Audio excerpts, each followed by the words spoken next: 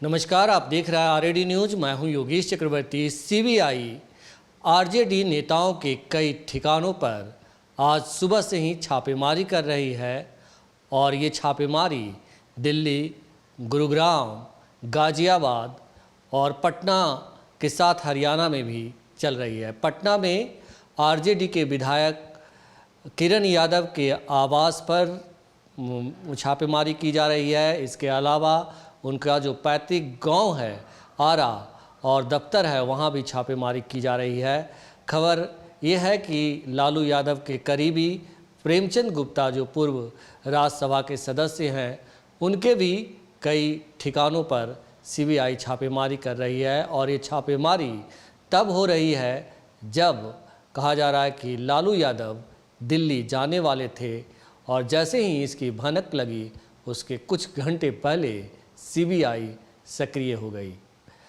इन छापेमारी के बीच जो बीजेपी के नेता हैं सुशील कुमार मोदी, उनका बयान आया है और उन्होंने दावा किया है कि सीबीआई के पास लालू यादव और उनके परिवार के खिलाफ पुख्ता सबूत हैं, इसीलिए छापेमारी की जा रही है। अब बड़ा सवाल ये है कि सुशील मोदी ये कैसे जानते हैं कि सीबीआई के पास, लालू परिवार के पास पुख्ता सबूत है। आइए इसी पर बात करते हैं आरएडी न्यूज़ के राजनीतिक संपादक हेमंत कुमार से। हेमंत जी, जिस तरह से सुशील मोदी अक्सर बयान देते हैं, आज भी छापेमारी चल रही है और बीच में ही उनका बयान आ गया कि हम आपको बयान ही सुना देते हैं, सुनिए ये बयान। उस समय लोगों को सरकारी नौकरी, रेल की नौकरी देने के एवज में ज़मीन लिखवा ली गई थी और ऐसा एक मामला नहीं था, 50 मामले थे कि जिसमें नौकरी के बदले ज़मीन लिखवाई गई है। और लालू यादव का नारा ही था, तुम मुझे ज़मीन दो, मैं तुम्हें नौकरी दूंगा। और आज उसी का परिणाम है कि आज लालू यादव बिहार के सबसे बड़े ज़मींदार हैं। और केवल लालू ही नहीं तो उनके बेटे जो तेजस्वी यादव हैं, आज 52 से ज़्यादा संपत्ति के मालिक बन बैठे हैं। और ये जो अरुण यादव हैं, जो संदेश के माननीय विधायक हैं, वो तो रेप के मामले में जेल के अंदर भी बंद हैं। और ये बालू माफिया ये लोग हैं। तो जो रेड हो रहा है वो बालू माफिया, ज़मीन के बदले नौकरी से जुड़े अनेक मामलों के अंदर ये छापेमारी हो रही है। और सीबीआई के पास बहुत पुख्ता प्रमाण है कि किस तरह से जिन लोगों को नौकरी दी गई, उन लोगों से कुछ दिनों के बाद उनकी ज़मीन लिखवा ली गई और जिसके मालिक लालू यादव का परिवार बन चुका है। तो हेमंत जी, देखा है आपने कि किस तरह सुशील मोदी जी दावा कर रहे हैं कि सीबीआई के पास पुख्ता सबूत है। क्या कहेंगे इनके दावों के बारे में? देखिए, सुशील मोदी जी ये लगातार कहते रहे हैं, जब कभी बिहार में सीबीआई की छापेमारी होती है तो ये इस बात को बोलते हैं कि उसके पास पुख्ता सबूत है। और उनके इस दावे पर भी सवाल उठते रहे हैं। आरजेडी की ओर से, जेडीयू की ओर से भी उठाया जाता रहा है कि कहा जाता है कि आपके पास ये जानकारी कहाँ से आई कि सीबीआई के पास पुख्ता सबूत है? क्या सीबीआई के आपको ब्रीफ करती है या सीबीआई दफ्तर में आप जाकर जानकारी हासिल करते हैं? तो ये सवाल उठता रहा है सुशील मोदी के इन बयानों को लेकर के। और सुशील मोदी पर ये इधर हाल के दिनों में खास करके जेडीयू की ओर से लगातार हमला हुआ है। और जेडीयू के जो राष्ट्रीय अध्यक्ष हैं ललन सिंह, वो उनका मोदी जी पर ये आरोप है कि वो अभी भी अपने को छात्र नेता ही समझते हैं, उसी इसमें मेंटल स्थिति में वो रह रहे हैं। और वो उनको अपना बयान छपवाना, उनको अपनी बातें टीवी चैनलों पर आना, ये बहुत उनको भाता है। उनको इसके बिना उनको नींद नहीं आती है, जैसा उन्होंने उन पर तंज किया था। तो ये जो उनके बारे में कहा जाता है, तो कहीं ना कहीं से ये लगता है, हालांकि अपडेट रहना राजनीति में अच्छी बात है कि आप अपडेट रहें चीज़ों पर, आपकी प्रतिक्रिया आए। अपडेट होना, प्रतिक्रिया देना और सीबीआई का प्रवक्ता होना, दोनों दो चीज़ें हैं। मैं वही कहना चाह रहा था कि जो इनके बारे में कहा जाता है, क्या सीबीआई सुशील कुमार मोदी जी को ब्रीफ करती है या सुशील कुमार मोदी जी सीबीआई के ऑफिस में जाकर के उससे ब्रीफ लेते हैं?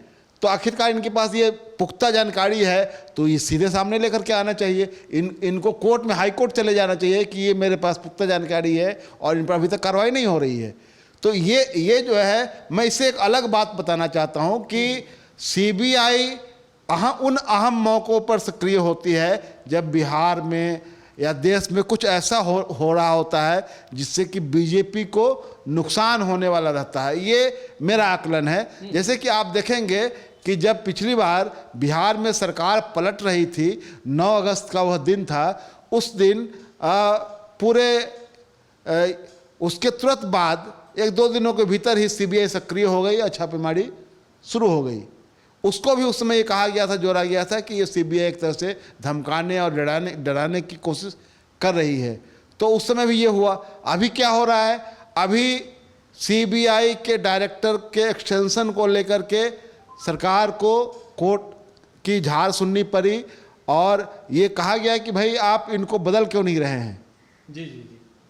तो ये तर्क दिया गया कि बहुत सारे मामले हैं जिनको इनको देखना है और जिसकी वजह से ये हमारी इंटरनेशनल रेटिंग जो है वो ख़राब ना हो जाए, इसको ध्यान में रखते हुए इनको रखा गया ताकि ये जो काम इनके पास जो है वो निपटा करके जाएं। और अभी जिनकी नियुक्ति हुई है वो कर्नाटक कैडर के आईपीएस अधिकारी हैं, वहाँ डीजीपी रहे हैं और उन पर चुनाव के दौरान ये आरोप लगते रहे हैं कांग्रेस की ओर से कि ये बीजेपी के इशारे पर विरोधी दलों को नुकसान पहुंचाने का काम करते रहे हैं।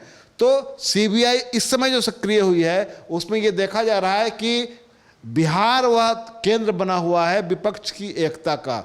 उसमें नीतीश कुमार की भूमिका देखिए, उसमें आप आरजेडी नेता और उप मुख्यमंत्री तेजस्वी यादव की भूमिका आप देख लीजिए।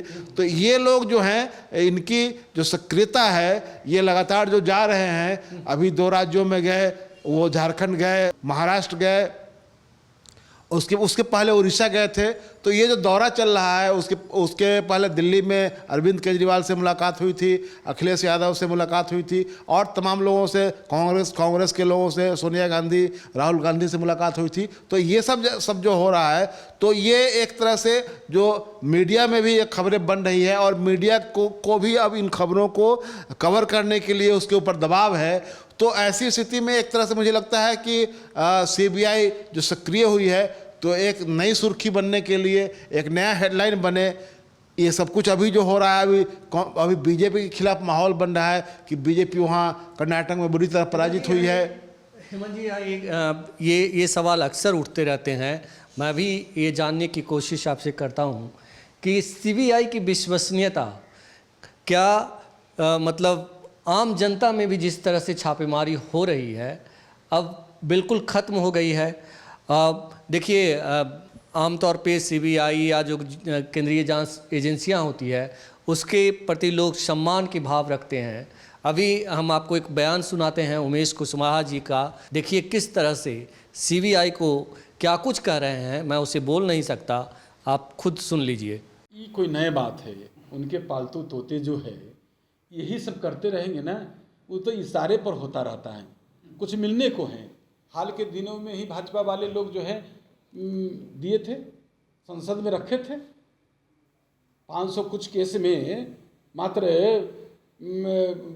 हमको लगता है कि 0.5% से भी कम उस पर आया था, हो पाया था। तो जब 0.5% से भी कम आपको मिलता है, मैंने जिस पर आप लेते हैं, एक्शन लेते हैं, तो आप तो सिर्फ अपने विरोधी को किस तरह दबाव में रखने के लिए, कैसे हरकाने के लिए आप ये सब कर रहे हैं, सब लोग समझते हैं। ये सब पुराना बात है, ये सब होता रहता है, करते रहेंगे। लेकिन क्या आप लोग के ऊपर भी हो सकता है? अरे करें ना, करें, उसको दूसरा कोई काम है? भाजपा के पास कोई काम है? कभी आपने सुना है कि विकास के मुद्दे पर उन्होंने कोई डिबेट किया हो, विकास के मुद्दे पर उन्होंने कोई भी बात किया हो? हमेशा समाज और देश को बांटने के नाम पर बात की है, हमेशा भटकाने का, लोगों को सही रास्ते से भटकाने का काम किया है। उसके पास कोई मुद्दा ही नहीं। जनता सब कुछ जान चुकी है, इसका आगाज हो चुका है, उनका सत्ता घसकने वाला है, तो बेचैन है, हताश है। हेमंत जी, तो आपने सुना कि किस तरह से उमेश कुशवाहा जी हैं, हमने सुना उनको। तो पहले सीबीआई को तोता कहा जा रहा था, तो ये स्थिति आ गई है। देखिए, सबसे पहली बात ये मैं कहना चाहूँगा कि ये जो केंद्रीय एजेंसियां हैं, ये किसी भी शासनकाल में निश्चित रूप से ये आरोप लगते रहे हैं कि हाँ, सरकार के दबाव में, चाहे सरकार के इशारे पर ये एजेंसियां काम करती हैं, उसमें सच्चाई भी रही है। लेकिन इन एजेंसियों को एक तरह से पूरी तरह पंगु बना देना, एक तरह से बिल्कुल अपने रिमोट कंट्रोल पर नचाना, ये एक नई परिपाटी शुरू हुई है जो ये नरेंद्र मोदी जी के प्रधानमंत्री के बाद बनने के बाद शुरू हुई है। जो आपने कई मौक़ों पर देखा होगा कि आपने देखा होगा कि जो एक ऑब्जर्वर थे इलेक्शन कमीशन के, उन्होंने प्रधानमंत्री का हेलीकॉप्टर चेक कर दिया लोकसभा चुनाव के दौरान, तो उनको सस्पेंड होना पड़ा, उन पर कार्रवाई हो गई। तो ये स्थिति बनती है जबकि वो अपना रूटीन काम कर रहे थे। तो ये अब प्रधानमंत्री ने लेकिन कर्नाटक में जब बजरंगबली का इस्तेमाल किया और कहा कि जब आप ईवीएम का बटन दबाएं तो वहाँ बजरंगबली का जयकारा भी लगाएं, तो यह तो घोर आपत्तिजनक और आचार संहिता का उल्लंघन था। लेकिन प्रधानमंत्री को एक नोटिस तक नहीं दिया गया। लेकिन सोनिया गांधी के मुंह से वहीं कर्नाटक में सिर्फ एक शब्द निकल गया, संप्रभुता, कर्नाटक की संप्रभुता। तो इस पर नोटिस हुआ, ये चुनाव आयोग ने नोटिस किया सोनिया गांधी को कि स्टेट कैसे संप्रभु हो सकता है। संप्रभुता, सॉवरेंटी तो नेशन की होती है, राष्ट्र की होती है, देश की होती है। कोई उसका स्टेट जो है वो कैसे संप्रभु हो सकता है। तो सोनिया गांधी ने वो माना गया कि वो स्लिप ऑफ टंग था, तो उसके आधार पर तो आप नोटिस करते हैं। तो ये जो दोहरापन है केंद्रीय एजेंसियों का, जो मैं चुनाव आयोग का उदाहरण में दे रहा था, उसी तरह मैं सीबीआई के बारे में कह रहा हूँ कि सीबीआई जो अभी सक्रिय है, उसके पीछे मुझे लगता है कि राजनीतिक मायने अधिक है। ये अभी जो कुछ भी हो रहा है बीजेपी के खिलाफ, जो पूरा माहौल एक तरह से बन रहा है पूरे देश में, क्योंकि अभी ताज़ा जो घाव है जो कर्नाटक में हुआ है, कर्नाटक का नतीजा जो आया है, प्रधानमंत्री की प्रतिष्ठा दांव पर थी, वहाँ बीजेपी के तमाम नेताओं की प्रतिष्ठा दांव पर थी। और ये मीडिया में एक तरह से विमर्श का विषय बना हुआ है, चर्चा का विषय बना हुआ है। तो इस विमर्श को, इस चर्चा को दूसरी तरफ ले जाने के लिए ये मुझे लगता है कि ये सोची समझी कोशिश हो रही है। आपने कहा कि सोनिया गांधी ने संप्रभु शब्द का इस्तेमाल कर दिया, संप्रभुता का शब्द का इस्तेमाल कर दिया, तो उनको नोटिस मिल गई। तो ये आरोप विपक्ष के नेता जो लगाते हैं वो गलत नहीं है कि जो संविधान है वो खतरे में है। कहीं ना कहीं जिस तरह से जितने भी स्वतंत्र संस्थाएं हैं और जिस तरह से वो काम कर रही है, कहा आपने कि पंगु बना दिया, तो ये उनका आरोप गलत नहीं है।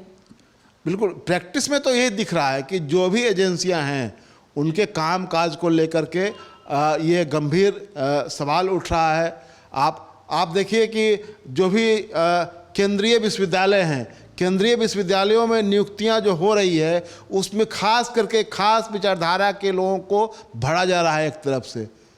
वहाँ कोई ट्रांसपेरेंसी नहीं है नियुक्तियों में। तो आप आखिरकार क्या बनाना चाहते हैं, किस दिशा में ले जाना चाहते हैं देश को? तो ये सवाल तो उठ रहा है कि जब केंद्रीय एजेंसियों की कोई कार्रवाई होती है तो आपने उनकी विश्वसनीयता इतनी संदिग्ध कर दी है कि जैसे ही वह कोई कार्रवाई करते हैं तो सवालों के घेरे में उनको आना पड़ता है।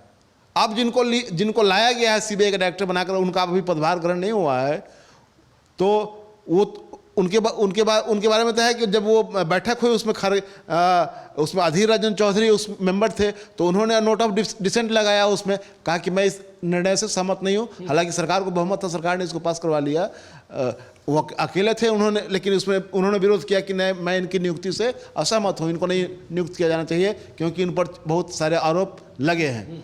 तो एक ऐसे व्यक्ति को आप लेकर के आ रहे हैं जिस पर गंभीर आरोप लगा हुआ है, तो जाहिर सी बात है कि उस एजेंसी की जो कार्रवाई होगी वह कहीं ना कहीं से माना जाएगा कि राजनीति प्रेरित कार्रवाई है। तो बिहार में ये लग रहा है कि ये कार्रवाई जो सीबीआई की जो छापेमारी चल रही है वो कहीं ना कहीं से वो एक तरह से पूरे माहौल को देखते हुए राजनीति प्रेरित है। और दूसरी बात जो सुशील मोदी जी के बारे में आपने कही कि सुशील मोदी जी हमेशा दावा करते हैं कि सीबीआई के पास पुख्ता सबूत है, तो वह भी उस पर भी सवाल खड़ा होता है कि क्या सीबीआई सुशील कुमार मोदी को ब्रीफ करती है या सुशील कुमार मोदी जी सीबीआई के पास जाकर के ब्रीफ लेते हैं। तो ये कहना गलत नहीं होगा कि बीजेपी झूठ की खेती करती है और जो जांच एजेंसियां हैं वो इशारे पर, नेताओं की उंगलियों के इशारे पर नाच रही है, क्योंकि जिस तरह से सीबीआई लगातार सक्रिय होती है और देखा गया कि सीबीआई, ईडी, आईटी की कार्रवाई सिर्फ विपक्ष के नेताओं पर ही की जाती है, और या यूं कहें कि जो बीजेपी विरोधी होते हैं उन पे ही की जाती है। ऐसे में उनकी विश्वसनीयता शक के दायरे में है और खुद जो है बिहार के पूर्व उप मुख्यमंत्री सुशील कुमार मोदी भी शक के दायरे में हैं। उनकी भी विश्वसनीयता पर सवाल खड़े होते हैं। नमस्कार। आपको अगर हमारा ये डिस्कशन अच्छा लगा हो तो आप हमें फेसबुक पर फॉलो करें, यूट्यूब पर सब्सक्राइब करें, ज़्यादा से ज़्यादा लाइक करें और शेयर करना तो बिल्कुल नहीं भूलें।